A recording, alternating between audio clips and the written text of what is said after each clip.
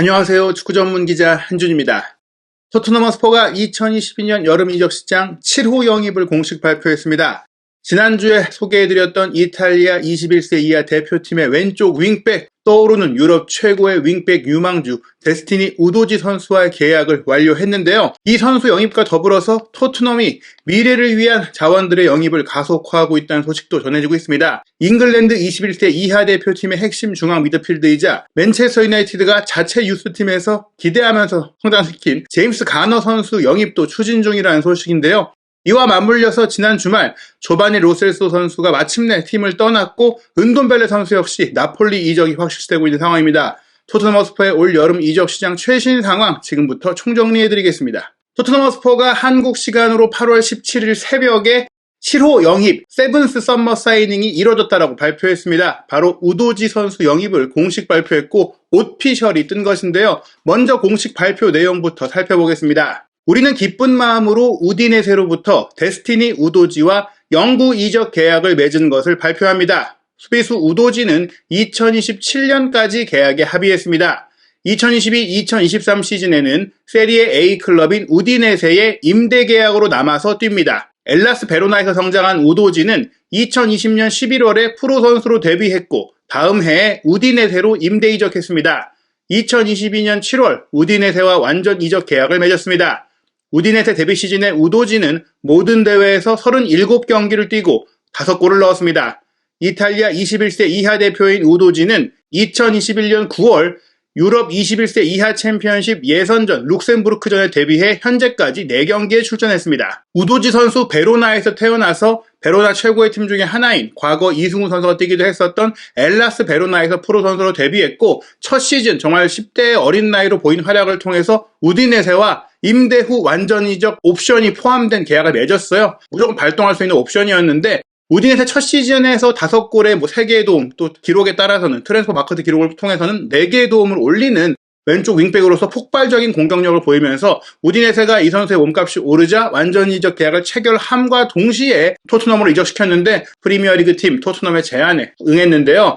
우도지 선수에 대해서는 지난 시즌 이탈리아 세리에 A 최고의 왼쪽 윙백으로 꼽혔어요. 인테르 밀란에서 10개의 공격 포인트를 올린 이반 페리시 선수가 토트넘에 왔잖아요. 근데 이 선수가 33살로 나이가 꽤 있는 편입니다. 이 선수 다음으로 윙백 그리고 풀백 포함해서 측면 자원, 수비 자원 중에 가장 많은 공격 포인트를 올린 선수가 우도지였습니다. 8개, 9개 정도의 공격 포인트를 리그에서 올렸으니까 정말 대단한 생산성이라고 할 수 있겠는데요.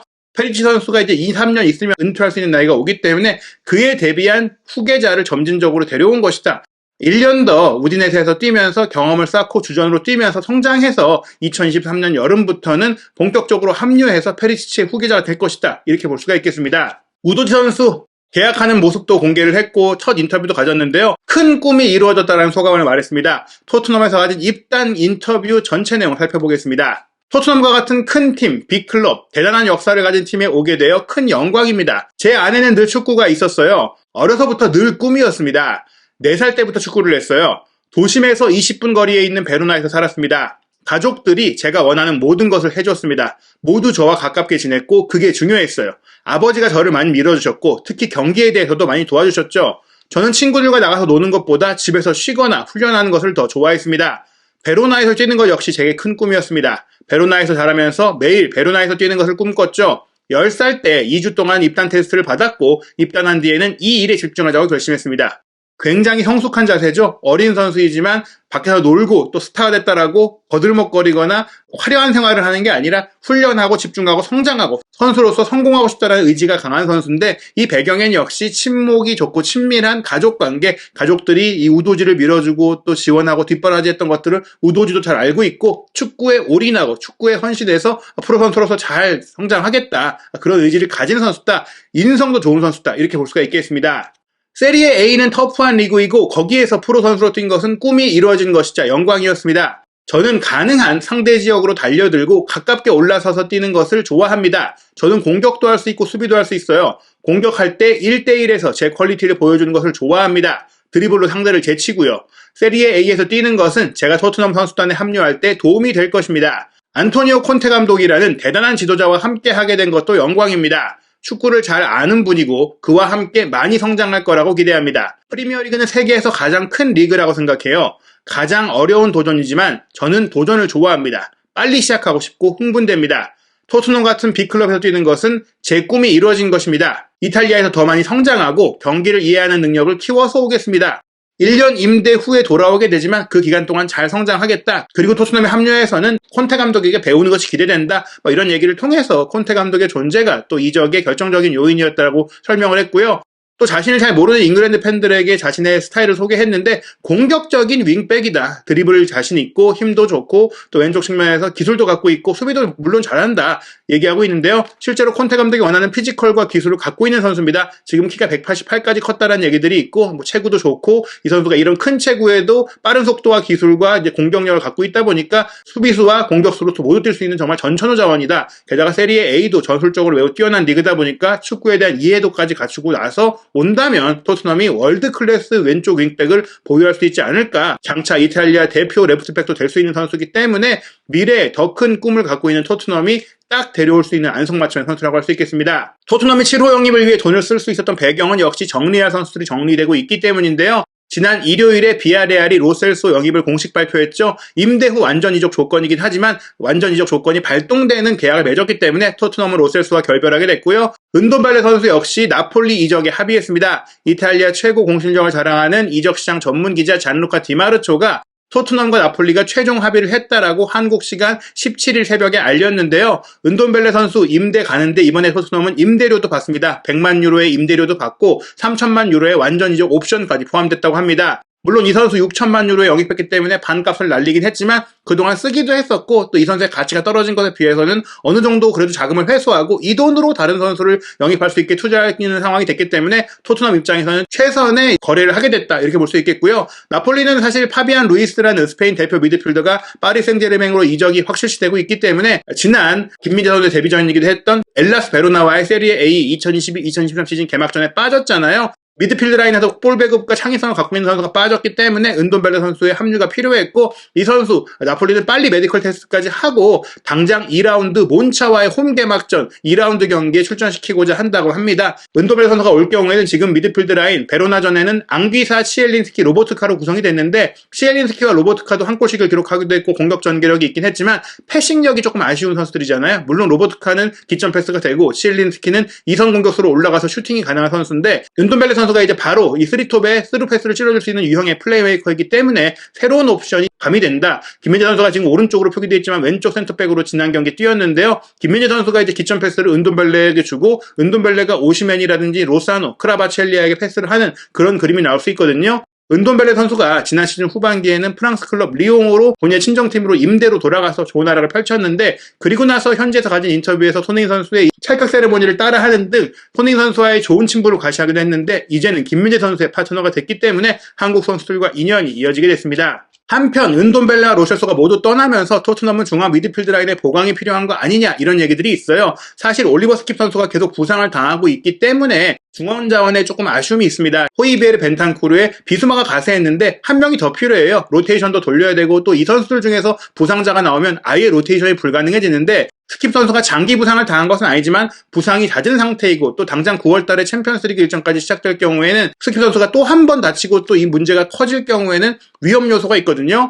지난해 여름에 매치에서 영입한 파페 마타르 사르 선수 올 여름에도 다시 임대를 내보낼 계획이긴 하지만 현재 이적할 팀을 찾아야 되는 부분도 있고 또 부상자인 스킵의 문제 때문에 사르 선수가 남아있는 상태입니다. 힐 선수의 거치도 아직 결정이 안 됐는데 콘테 감독과 파라티치 디렉터가 이 부분에 있어서 보강을 동시에 진행하면서 상황을 지켜보고 있는 것 같아요. 영국의 런던 지역 축구 전문 매체 풋볼 런던의 알레스테어 골드 토트넘 담당 기자에 따르면 토트넘이 일단 사르 선수는 좀 더 성장할 수 있도록 임대를 보내고 새로운 선수 영입도 지켜보고 있다고 합니다. 중앙 미드필드 라인, 특히 창의성을 갖고 있는 중앙 미드필드, 플레이메이커를 필요로 하는 토트넘인데요. 잉글랜드 21세 대표팀의 선수, 제임스 가너 선수를 지켜보고 있다고 합니다. 사실 파라티치 디렉터가 지난 시즌에 제드 스펜스 영입을 위해서 노팅엄 포레스트의 경기를 많이 봤는데요. 그 노팅엄 포레스트의 프리미어리그 승격 과정에 이 가너 선수가 후반기에 임대로 뛰면서 엄청난 플레이를 보여줬죠. 맨체스터 유나이티드가 기대하면서 키우고 있는 중앙 미드필더인데 맨유에서는 아무래도 출전 기회가 없다 보니까 노팅엄으로 임대가 됐어요. 48경기 전체 공식 경기를 뛰면서 4골 8도움을 올렸습니다. 12개의 공격 포인트를 올렸다는 것 자체가 날카로운 창조적인 패스능력을 갖고 있고 득점력도 갖고 있다는 것인데 맨유는 이 선수가 기대주이긴 하지만 당장 팀이 흔들리고 있기 때문에 정리하고 이미 완성된 선수를 영입하려고 하고 있거든요. 1,500만 파운드만 주면은 보내줄 수 있다는 의견이기 때문에 토트넘이 아직 오퍼 여부를 결정하진 않았지만 충분히 매력적이다. 왜냐하면 토트넘은 미래를 위해서도 미리 좋은 선수 유망주를 영입하고 있는 상황이기 때문입니다. 가너 선수의 프로필을 살펴보면 2001년생입니다. 만 21세고요. 181cm로 키도 조금 큰 편이고 체구도 괜찮아요. 호리호리한 체구이긴 하지만 몸싸움에서 밀리지 않는 유형의 선수라고 할 수 있겠고요. 말씀드린 대로 지난 시즌 챔피언십 잉글랜드 2부 리그에서만 4득점 8도움을 했고 FA컵 2개의 도움을 포함하면 10개의 어시스트를 기록했다고 할 수 있겠고요. 2020-2021 시즌 같은 경우에는 와포드에서 임대로 뛰었었고 그전에는 이제 맨유 선수로 뛰면서 1, 2군으로 와갔었거든요. 맨유 2군 소속으로 뛰었던 2019-2020 시즌 프리미어리그 2에서도 8골을 기록할 정도로 득점력을 보여줬던 선수이고 또 2018-19 시즌에 맨유 1군 데뷔전을 치렀을 정도로 아주 큰 기대를 받고 있는 선수예요. 이 선수가 중앙 미드필드나 수비형 미드필드로 표기가 되고 있지만 지난 2021-2022 시즌 노팅엄에서 뛴 경기를 보면 6경기를 공격형 미드필드로 전진 배치돼서 뛰었고 전진 배치됐을 때 2골 2도움을 올렸기 때문에 날카로운 오른발 킥과 슈팅과 패싱력을 갖고 있어서 콘테 감독은 사실 중앙 미드필드 중에 공격적인 자원을 찾으면서도 중미가 가능한 그러니까 지금 3-4-3 포메이션을 쓸 때 2명의 중미 자리를 뛰면서도 창의성을 발휘할 수 있는 선수를 찾다 보니까 전형적인 플레이메이커보다는 중미와 공미로 오가는 선수를 원하고 그런 프로필에 맞는 선수가 가너라고 할 수 있겠습니다. 수비형 미드필드로도 표기가 되고 있지만 이 선수는 냉정히 말하면 수비형 미드필드 자리에서도 빌드업을 하는 빌드업 미드필더나 딥라인 플레이메이커, 레지스타 이런 유형이라고 봐야 될 것 같거든요. 어찌됐거나 공격 생산성이 좋은 선수인데요.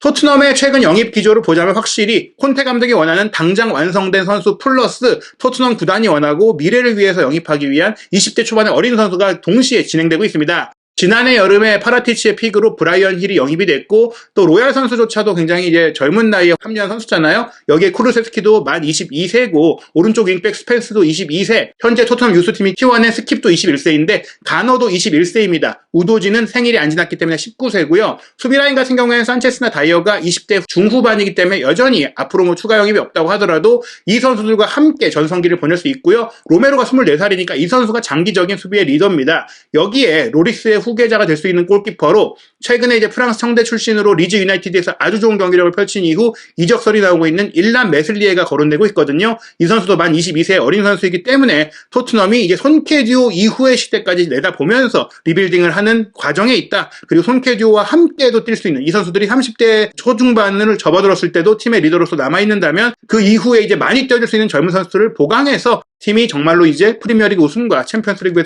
우승에 도전할 수 있는 그런 팀이 되지 않겠느냐 이런 기대감을 갖고 기조와 미래를 쌓아 올리고 있다 이렇게 생각할 수 있겠습니다. 우도지 영입과 가너 영입설의 배경이 바로 이렇다고 볼 수 있겠는데요. 과연 토트넘 올여름 8호 영입도 진행할 수 있을지 그리고 데려와서 임대로 보내는 선수가 아니라 즉각적으로 기용할 수 있는 선수도 영입하게 될 것인지 한준TV에서 2012년 여름 이적 시장의 문이 닫히는 순간까지 최신 정보 빠르게 정리해서 소개해드리도록 하겠습니다.